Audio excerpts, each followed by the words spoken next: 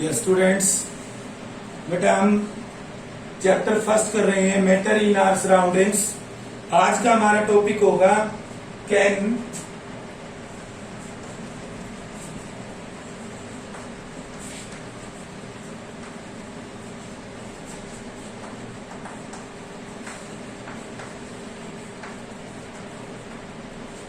Matter change it's state.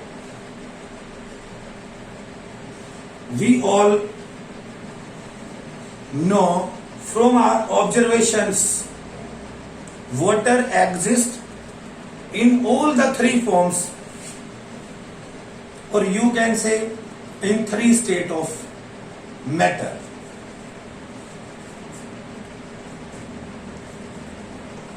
We all know from our observation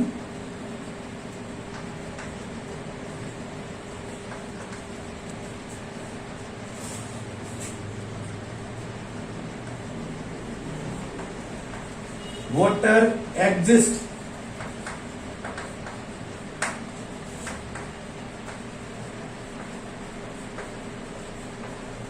three states of matter.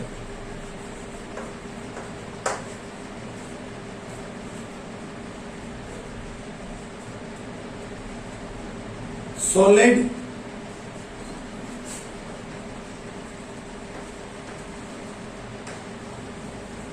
means as ice, liquid as the familiar water,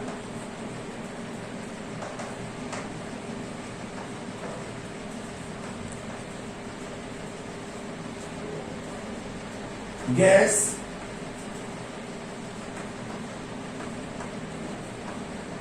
water vapor। तो हम अपने चारों तरफ पानी को देखते हैं। पानी तीनों स्टेट के रूप में एग्जिस्ट करता है। आइस के रूप में भी है, वाटर भी है और वाटर वेपर्स भी है। तो अब यहां से क्वेश्चन उठता है कि जब मैटर की स्टेट चेंज होती है तब उसके अंदर क्या होता है। तो what happens inside the matter.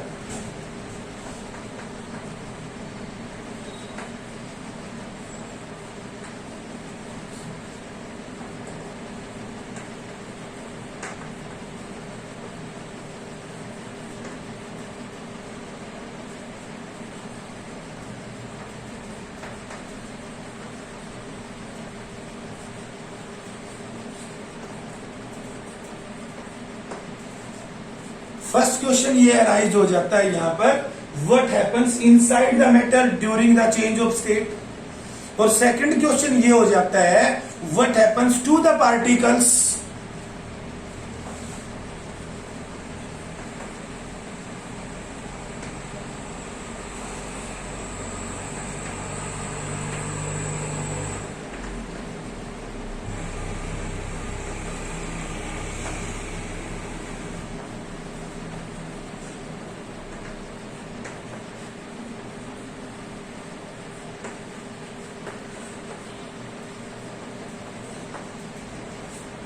तो यहां पर ये दो क्वेश्चन अराइज हो जाते हैं।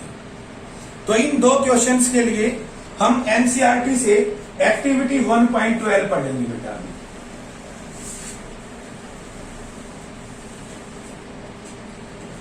यस, आप एनसीईआरटी बुक से एक्टिविटी 1.12 पढ़ेंगे। और एक्टिविटी 1.12 में क्या होगी, आप एक बिकर लेंगे और बिकर में near about 150 grams of ice लेंगे।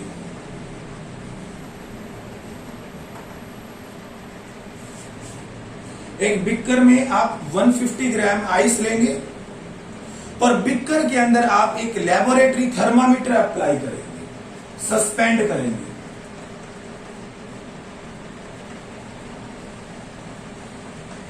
Suspend A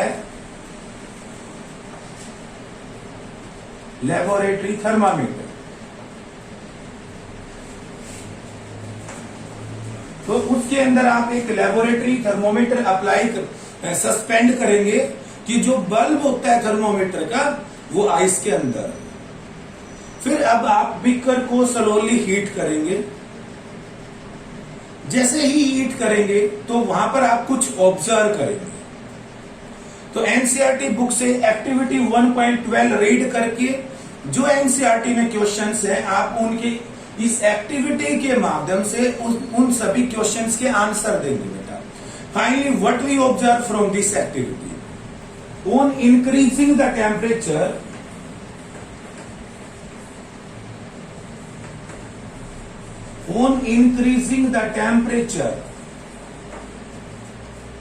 kinetic energy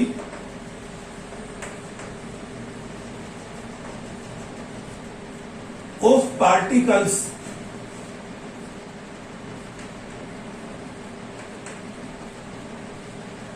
increases।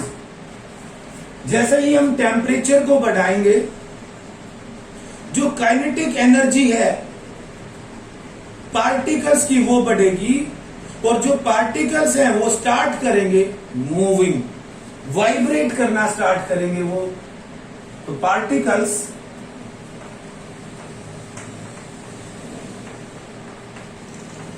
Starts vibrating.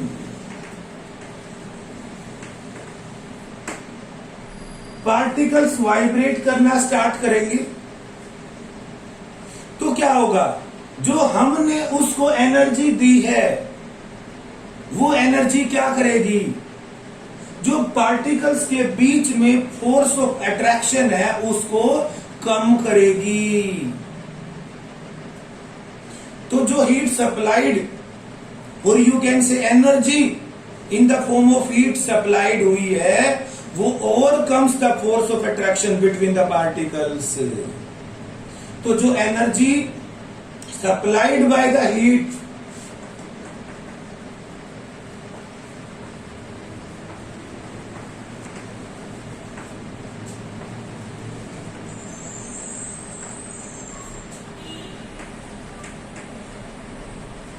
overcomes the force of attraction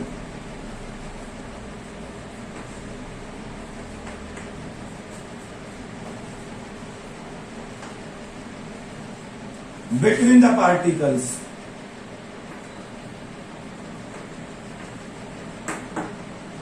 force of attraction जो पार्टिकल्स के बीच में है उसको ओवरकम करेगी, कम करेगी वो हीट एनर्जी, और हम हीट देते जा रहे हैं। लास्ट में एक ऐसी स्टेज आएगी, stage is reached.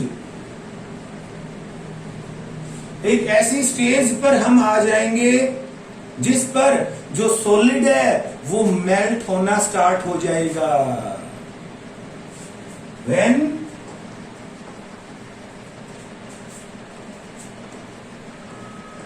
Solid melts and is converted to liquid।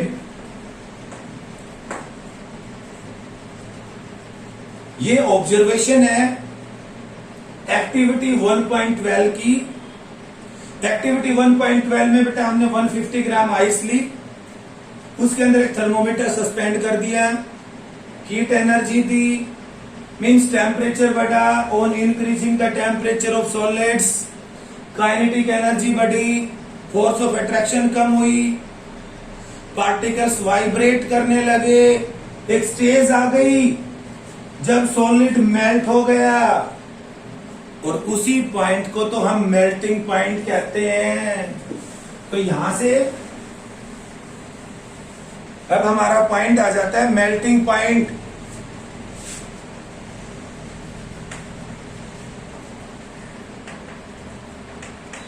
Melting point क्या होता है?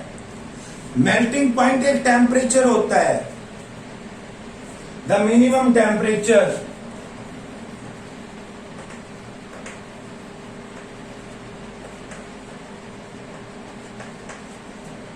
at which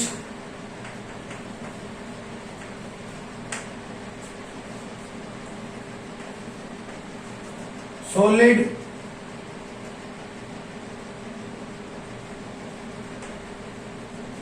converts into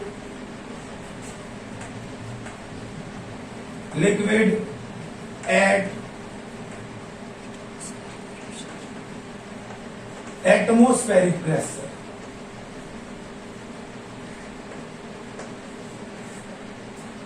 ये मेल्टिंग पॉइंट होता है बेटा, ये वो मिनिमम टेम्परेचर होता है जिस पर सॉलिड मेल्ट हो जाता है।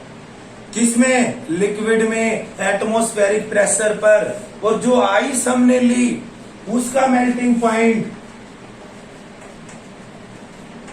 जो मेल्टिंग पॉइंट ऑफ आइस है वो कितना होता है? 273.15 केल्विन। तो मेल्टिंग पॉइंट ऑफ आइस होता है बेटा 273.15 केल्विन।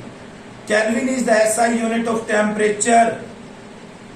हम राउंड ऑफ करके जब इसकी रीडिंग लेते हैं तो 273 ही ले लेते हैं।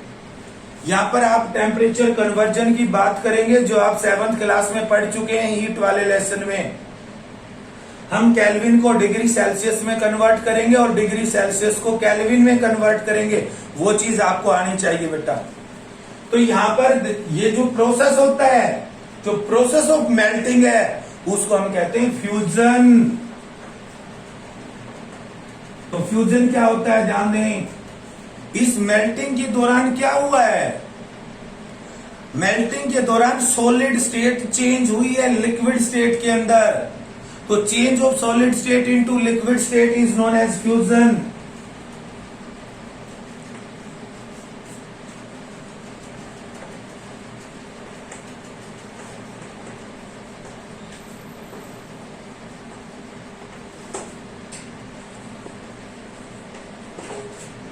Change of solid state into liquid state is known as fusion. तो जो ये प्रोसेस होता है मेल्टिंग का, हम उसी को कहते हैं फ्यूजन। तो ये हमने एक्टिविटी 1.12 के बारे में पढ़ रहे हैं बेटा हम। ठीक है, आप एनसीईआरटी बुक से एक्टिविटी 1.12 पढ़ेंगे और उसी से जो ऑब्जर्वेशंस हमने ली और उसी ऑब्जर्वेशन से हम कंक्लूजन निकाल रहे हैं। तो हमारा मेल्टिंग पॉइंट आया है, फ्यूजन आया है। अब जब कोई भी सॉलिड मेल्ट होता है, when a solid melts its temperature remain same.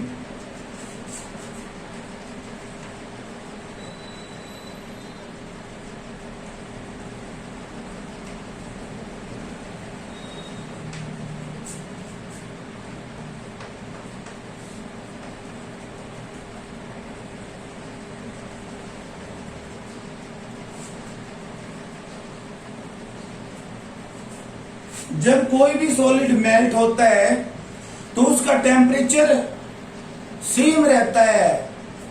So where does heat energy go? Most important question आ जाता है बेटा, ध्यान देना। एक्टिविटी में ही हम क्या कर रहे हैं? हमने आइस को heat the.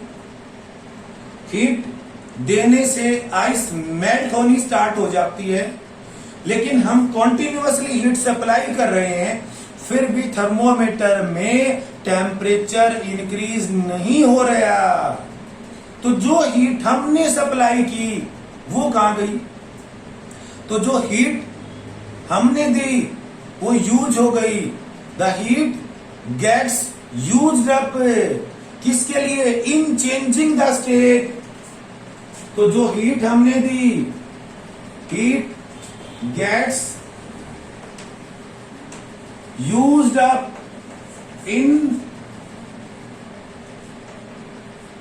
Changing the state. जब हम आइस को हीट दे रहे हैं 0 डिग्री सेल्सियस पर ही, it means at 273 kelvin temperature पर ही वो आइस लिक्विड में चेंज हो गई। एंड वी नो क्या जो सॉलिड के पार्टिकल्स हैं उनके बीच में फोर्स ऑफ अट्रैक्शन ज्यादा है। जब वो पार्टिकल्स लिक्विड के पार्टिकल में बदलते हैं तो पार्टिकल्स में चेंज आता है, क्या उनके पास ज्यादा काइनेटिक एनर्जी होती है। तो जो हीट हमने उसको दी है वो हीट कहां गई, वो हीट यूज हो गई in changing the state by overcoming the force of attraction, bye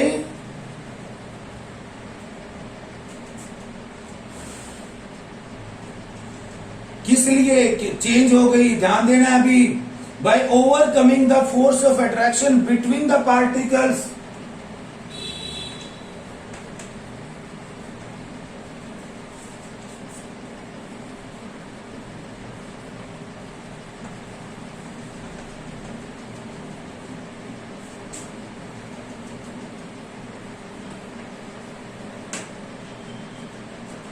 most important point है, when a solid melts its temperature remain same.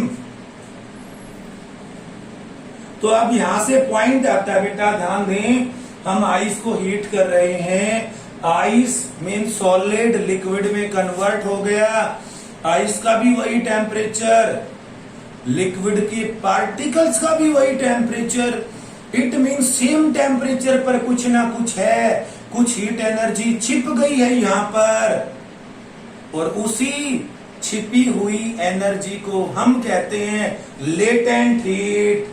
तो यहां पर हमारा पॉइंट आ जाता है बेटा, latent heat most important point है। और लेटेंट वर्ड का मतलब होता है हिडन, जो लेटेंट वर्ड होता है उसका मतलब हिडन होता है, हिडन का मतलब होता है छिपी हुई हीट, गुप्त, लेटेंट हीट। और जब ये लेटेंट की हम बात करते हैं, ध्यान दें, तो जब हम बात कर रहे हैं मेल्टिंग पॉइंट पर, किसी भी सॉलिड के मेल्टिंग पॉइंट पर हम जो बात कर रहे हैं, तो वहां पर सॉलिड को लिक्विड में हम कन्वर्ट करते हैं, तो वहां पर लेटेंट हीट ऑफ फ्यूजन होता है। तो अब हमारा पॉइंट आ जाता है बेटा, yes, latent heat of fusion. What do you mean by the latent heat of fusion? तो मैं इधर इसको रब कर देता हूं। Yes, latent heat of fusion की डेफिनेशन, जो लेटेंट हीट होती है वो हीट एनर्जी ही होती है। तो the amount of heat energy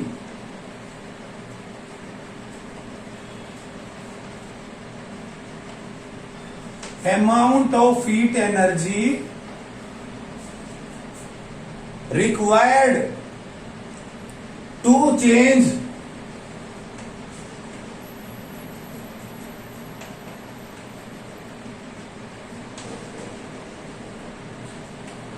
one kg of solid into liquid at atmospheric pressure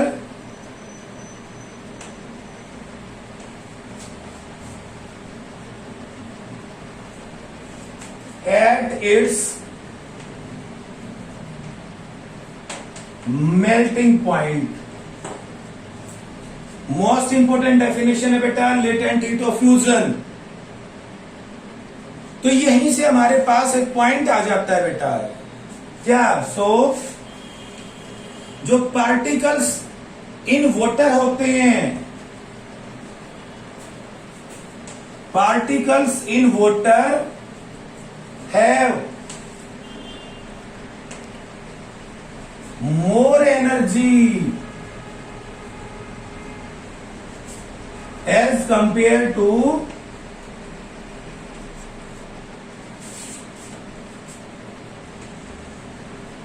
particles in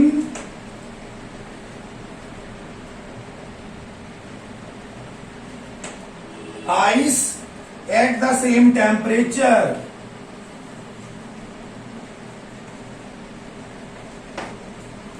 इस पॉइंट को समझिए, जो पार्टिकल्स होते हैं इन वाटर में पानी में जो पार्टिकल्स होते हैं उनके पास मोर एनर्जी होती है as compare to particles in ice at the same temperature. Same temperature means 0 degree temperature का हम पानी लें और 0 की ही आइस लें तो इट मीन्स 0 डिग्री सेल्सियस पर पानी एग्जिस्ट करता है in both states, solid as well as a liquid. लेकिन जो पार्टिकल्स लिक्विड के होते हैं 0 डिग्री सेल्सियस पर they have more energy as compare to the particles in ice. तो ये पॉइंट हो गया बेटा हमारा।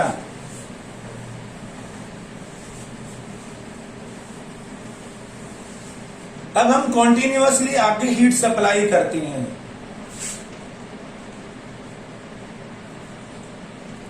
व्हेन वी सप्लाई हीट, जब हम कॉन्टिन्यूअसली हीट सप्लाई कर रहे हैं, हीट एनर्जी सप्लाई कर रहे हैं वाटर को, हीट एनर्जी टू वाटर, तब क्या होता है? जो बीकर में हमने आइस ली थी, ध्यान दे बेटा, यस, जो हमने आइस के टुकड़े लिए थे हम उसको हीट कर रहे हैं फ्लेम से, ध्यान दें। तो ये आइस अभी लिक्विड में कन्वर्ट हो गई, अभी कॉन्टिन्यूअसली हम हीट सप्लाई करते जा रहे हैं तो टेम्परेचर बढ़ता जाएगा और टेम्परेचर बढ़ता जाएगा तो फाइनली एक ऐसी स्टेज आ जाएगी कि उस टेम्परेचर पर जो पानी है, वाटर है, वो बॉयल होना स्टार्ट हो जाता है और उसी पॉइंट को हम उसका बॉइलिंग पॉइंट कहते हैं। तो अब बॉइलिंग पॉइंट की हम बात करते हैं। तो बॉइलिंग पॉइंट क्या होता है? ध्यान दें, यस, मोस्ट इंपोर्टेंट पॉइंट है। ये भी टेम्परेचर होता है, द टेम्परेचर एट विच जिस पर liquid starts to boil eight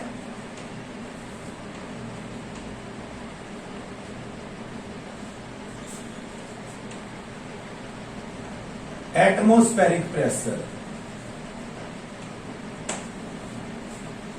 तो जो बॉइलिंग पॉइंट होता है वो भी एक टेम्परेचर ही होता है जिस पर लिक्विड स्टार्ट हो जाता है बॉयल होना, एटमोस्फेरिक प्रेशर पर ही बॉयल होता है वो, उसी टेम्परेचर को हम उसका बॉइलिंग पॉइंट कहते हैं।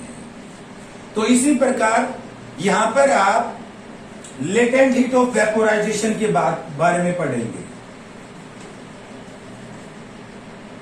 Latent heat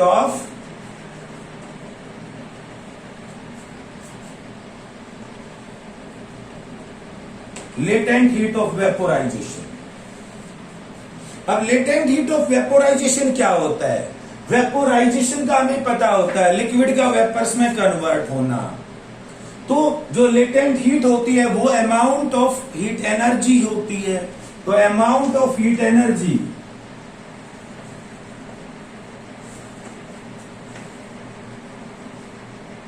required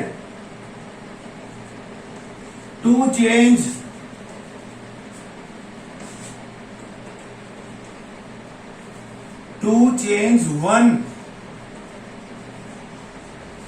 one kg of liquid, or you can say water, into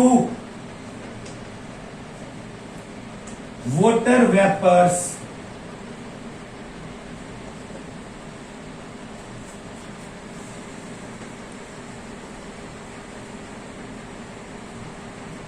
at atmospheric pressure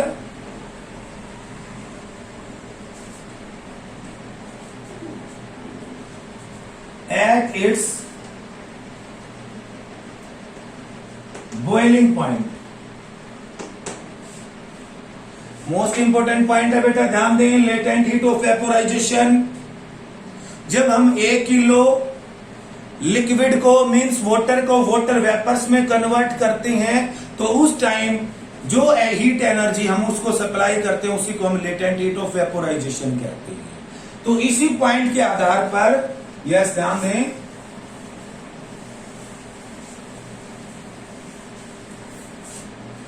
इसी डेफिनेशन पर हम इस कंक्लूजन पर पहुंचते हैं क्या, जो पार्टिकल्स होते हैं किसके, स्टीम के, इट मीन्स जो पार्टिकल्स होते हैं स्टीम के, they have more energy as compare to particles in water. तो जो particles in steam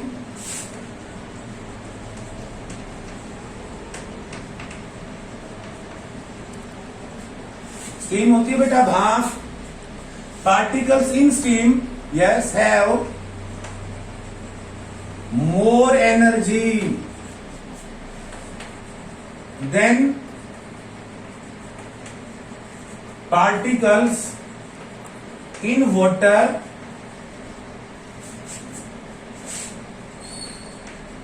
at the same temperature।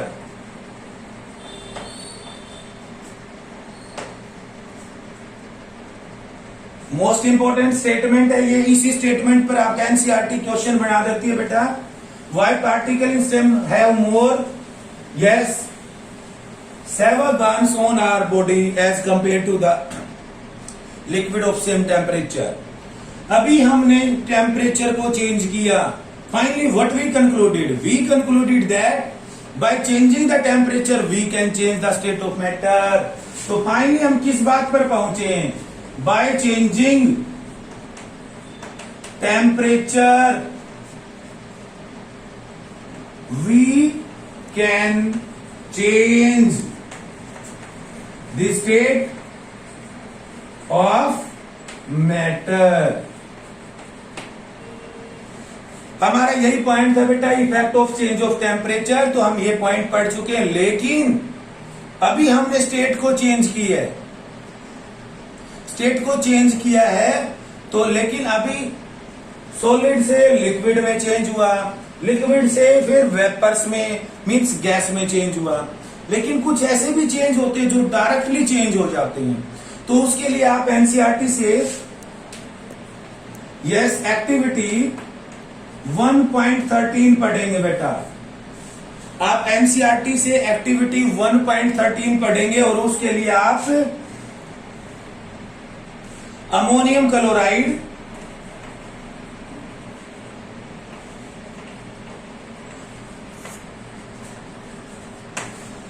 और कैम्फर ले सकते हैं।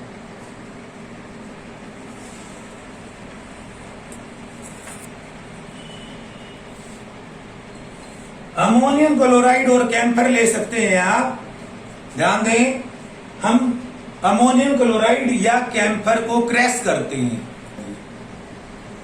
अमोनियम क्लोराइड और कैम्फर लेते हैं बेटा, हम इसको क्रैश करते हैं और एक चाइना डिश में डाल लेते हैं। चाइना डिश को फिर हम फ्लेम के ऊपर रखते हैं और उसमें एक फनल लगा देते हैं इन्वर्टेड करके, और जो स्टेम होता है फनल का उसके ऊपर हम कॉटन लगा देते हैं। जैसे ही हम हीट देते हैं तो क्या देखते हैं कि सॉलिड डायरेक्टली चेंज हो जाता है गैस में, और इसी प्रोसेस को हम कहते हैं सब्लिमेशन।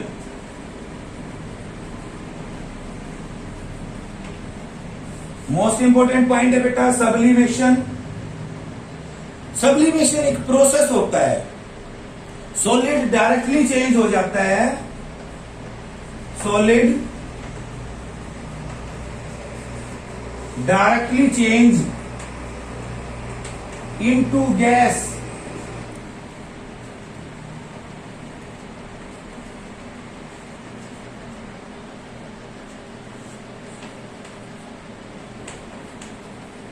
without changing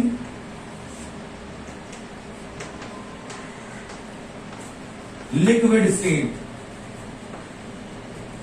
तो ये सब्लिमेशन प्रोसेस होता है। मोस्ट इंपोर्टेंट पॉइंट है कि जब हम सॉलिड को हीट एनर्जी देते हैं तो वो डायरेक्टली गैस में कन्वर्ट हो जाता है without changing into the liquid state. और इस प्रोसेस को सब्लिमेशन कहते हैं। अमोनियम क्लोराइड या कैंपर के साथ आप ऐसा कर सकते हैं। एनसीईआरटी एक्टिविटी पढ़ेंगे बेटा आप 1.13 बुक से। और जो प्रोसेस होता है, अभी गैस को हम डायरेक्टली कन्वर्ट कर देते हैं फिर सॉलिड में विदाउट चेंजिंग इनटू लिक्विड, और उस प्रोसेस को हम कहते हैं डिपोजिशन।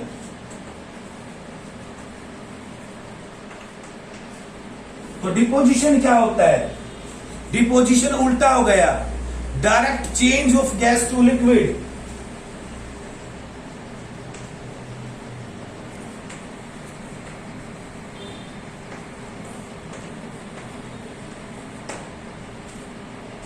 ये डिपोजिशन मोस्ट इंपोर्टेंट पॉइंट है बेटा। तो अभी हमने टॉपिक पढ़ा है by changing the temperature we can change the state of matter. तो हमारा ये टॉपिक पूरा हो गया बेटा।